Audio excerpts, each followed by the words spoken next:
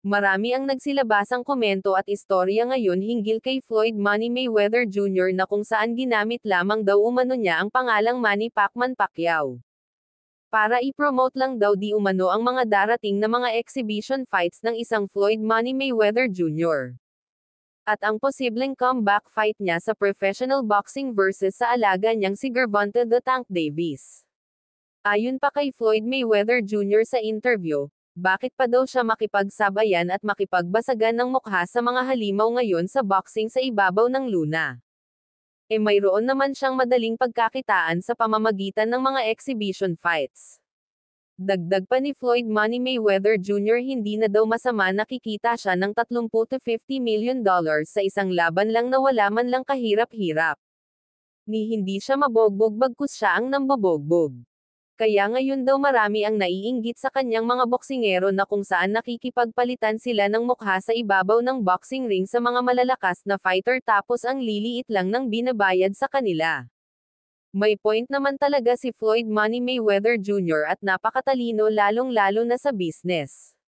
Dadako naman tayo sa ibang istorya mga lodi na kung saan handang-handa si Manny Pacman Pacquiao na labanan alinman sa kanila ni Terence "The Bud" Crawford at Errol Spence Jr. sa isang welterweight fight. Makikita natin dito kahit may edad na ang ating pambato na si Manny Pacman Pacquiao ay hindi pa rin ito takot sa mga boksingero na nasa kanilang mga prime. Malabo na rin kasing mangyari na maikasa ang laban ng Manny Pacman Pacquiao versus Gervonta "The Tank" Davis kahit pasang-ayon daw si Davis sa ideyang ito. Dahil hindi daw umano papayag si Floyd Money Mayweather Jr. dito. Dahil may niluluto na daw di umano siyang comeback professional boxing fights against Gervonta "The Tank" Davis. Magaling talaga sa negosyo itong si Floyd Money Mayweather Jr. dahil ang lakas ngayon ng hatik ni Gervonta "The Tank" Davis sa mga boxing fans at yung perang kikitain ay pasok lahat sa bulsa nila.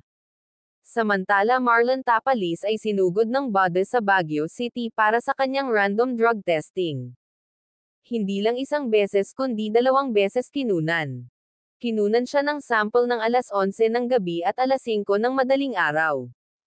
Ito'y isang pangunahing requirements para matuloy ang kanilang undisputed match ni Naoya the Monster Inoue ngayong darating na December 26. Sinisiguro din ng Nevada Athletic Commission na walang gumagamit ng performance-enhancing drugs.